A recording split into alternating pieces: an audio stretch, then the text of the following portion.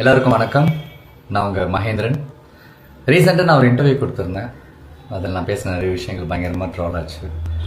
Instagram, ட்விட்டர்லேருந்து இன்னைக்கு காலையில் யூடியூப்லலாம் பார்க்கும்போது எனக்கு ரொம்ப ஷாக்கிங்காக இருந்துச்சு. யாரெல்லாம் நான் ரொம்ப மதிக்கிறனோ, நான் யாரோட கருத்துக்கெல்லாம் கரெக்ட்னு இவ்வளோ நாள் என் ஃப்ரெண்ட்ஸ் கிட்ட பேசிகிட்டு இருந்தனோ, அவங்க எல்லாருமே என்னை பற்றி பேசியிருந்தாங்க. அவங்க ஒரு செகண்ட் நினச்சிருந்தா மகேந்திரன் இதை சொல்ல வரல, இதை தான் சொல்ல வந்திருந்தாரு அவங்க சொல்லியிருக்கலாம். பட் அவங்க சொல்லலை. It's okay. இதை நான் தானே பேசினேன் சார், சின்ன கிளாரிஃபிகேஷன் வீடியோ கொடுத்துடலாம். அண்ட் என்னோட மக்களுக்கு நான் என்ன சொல்ல வந்தேன்றதை கரெக்டாக சொல்லிடலாம் அப்படின்றதுக்காக தான். கேள்வி கேட்டால் கரெக்டாக வந்துருமா நான் கேட்டேன். நான் யாரை பார்த்து கேட்டேன் அப்படின்னா, மின்சாரத்தை வச்சு அரசியல் பண்ணுவாங்கல்ல, மக்களுடைய ஃபீலிங்ஸை வச்சு அரசியல் பண்ணுறவங்க, அண்ட் கடைசி வரைக்கும் கேள்வியை மட்டுமே கேட்டுட்டு இருப்பாங்களே, அவங்கள தான் நான் கேட்டேன். அது வெகு சில பேர் இருப்பாங்க, அவங்கள தான் கேட்டேன். நீங்கள் கேள்வி கேட்டால் கரெக்ட் வந்துருமான்ட்டு. அதுக்கப்புறம் 6 மாதம் டைம் கொடுங்க, நீங்கள் கேள்வியே கேட்காதீங்கன்னு நான் ஏன் சொன்னேன் அப்படின்னா, அண்ணா ஆட்சிக்கு வரும்போது எனக்கு ஒரு 6 மாதம் கால அவகாசம் கொடுங்க, நான் கண்டிப்பாக எல்லாத்தையும் கரெக்டாக செட் பண்ணி உங்களுக்கு ஒரு நல்ல ஆட்சியை நான் கொடுப்பேன் அப்படின்னு அவர் சொன்னார்.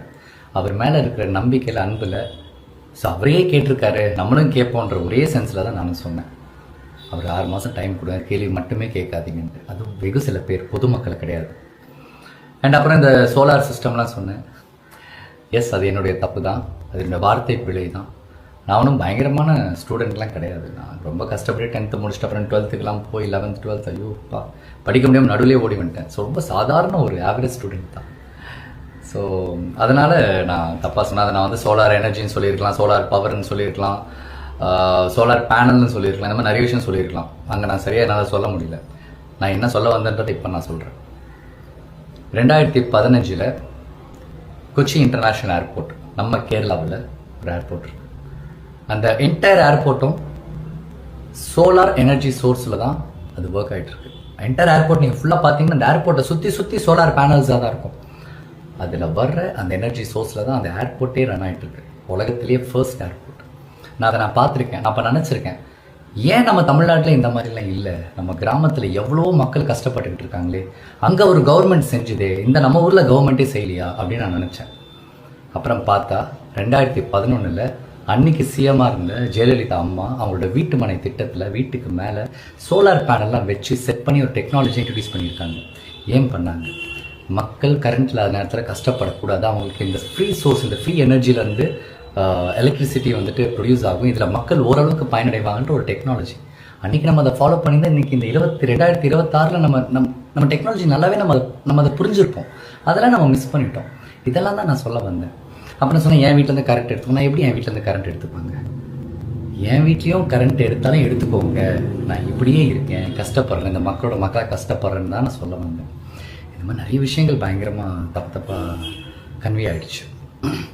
அதுக்கப்புறம் சொன்னாங்க, மகேந்திரனுக்கு பயங்கர திமிரு, அவன் வந்து சின்ன வயசுலேருந்தே பயங்கர திமிரு, ஒரு டேரக்டர் மாதிரி கால் மேலே கால் போட்டு இன்னும் சீனிப்பெல்லாம் கேட்டான். அப்படிப்பட்ட ஒரு சம்பவம் நடக்கவே இல்லை. என்னை பற்றி பேசின அண்ணாவுக்கு நான் ஃபோன் பண்ணி கேட்டேன், என்னன்னா என் பேரெல்லாம் சொல்லிடுங்க, எப்போ நான் நடந்துச்சு அப்படின்ட்டு. அப்போ சொன்னால், இல்லை மகேந்திரா, உன்னை எனக்கு சின்ன வயசுலேருந்தே தெரியும், நான் சும்மா இதை விளையாட்டுத்தனமாக பேசி சும்மா ஒரு ஃபன்னுக்கு அப்படி பேசிட்டேன் அப்படின்னு. சரி, நான் பரவாயில்ல, நான் விட்டுட்டு 2 வருஷம் ஆச்சு. இன்றைக்கி நீங்கள் அதையும் கிளறிட்டு இருக்கீங்க. மகேந்திரன் திமிரு, ஆட்டிடியூட், அவன் யாருமே மதிக்க மாட்டான். அண்ட் இன்னொரு அலிகேஷன் இருக்குது, இந்த கஷ்டத்தெல்லாம் பார்த்து மகேந்திரன் மக்களோட கஷ்டத்தை பார்த்து சிரிக்கிறேன், ஏராளமாக பேசுகிறான்ட்டு. ப்ளீஸ் எனக்கு அந்த மாதிரி பட்டத்தெல்லாம் கொடுத்துறாதீங்க. இன்றைக்கி நான் ஒரு வேளை சோறு சாப்பிட்றேன், அதுக்கு காரணமே இந்த மக்கள் தான்.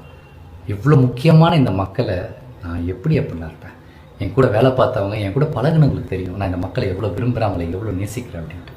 எனக்கு தயவு செஞ்சு இந்த மாதிரி தப்பான பேர்லாம் கொடுத்துறாதீங்க. இப்போ நான் சரியாக நடிக்கலை அப்படின்னா, என் படம் நல்லா இல்லை நீங்கள் சொல்லுங்கள், மகேந்திரன் சரியாக நடிக்கலை, நீ ஒன்றுமே இல்லைன்னு சொல்லுங்கள், நான் கரெக்ட் பண்ணிக்கிறேன். உங்களை இம்ப்ரெஸ் பண்ணுற மாதிரி நான் நல்ல ஆக்டராக இருக்கேன். அதை தாண்டி இந்த மாதிரி தப்பான அலிகேஷன்ஸ்லாம் ப்ளீஸ் என் மேலே வைக்காதீங்க. அட்லீஸ்ட் இப்போயாச்சும் நான் என்ன சொல்ல வந்தேன்றது உங்கள் எல்லாருக்கும் நல்லா புரியும் நினைக்கிறேன். அண்ட் இந்த மாதிரி விஷயங்கள் தப்பாக போய் நிறைய பொதுமக்கள் மனசை ஹர்ட் பண்ணியிருந்தால் என் மனசுலேருந்து என்னோடய வருத்தத்தை தெரிவிச்சுக்கிறேன். நான் என்னோடய சாரியை கூட நான் கேட்டுக்கிறேன், என்னோட மன்னிப்பு கூட நான் கேட்டுக்கிறேன். என் மக்கள்கிட்ட கேட்கல, எனக்கு என்ன பிரச்சனை? எனக்கு இது பிரச்சனையே கிடையாது. அவ்வளோதான். எனக்காக டைம் எடுத்து இந்த வீடியோ பார்க்குறவங்க எல்லாருக்கும், இந்த மாதிரி கஷ்டமான ஒரு டைமில் இந்த மாதிரி இருக்கும்போது எனக்காக என் ஃப்ரெண்ட்ஸாக இருக்கட்டும், யாரை கால் பண்ணவங்க, டெக்ஸ்ட் பண்ணவங்க எல்லாருக்குமே ரொம்ப ரொம்ப thanks. Love you all. Play store மற்றும் ஆப் ஸ்டோரில் இருந்து பாலிமர் செயலியை QR கோடு மூலம் பதிவிறக்கம் செய்யுங்கள்.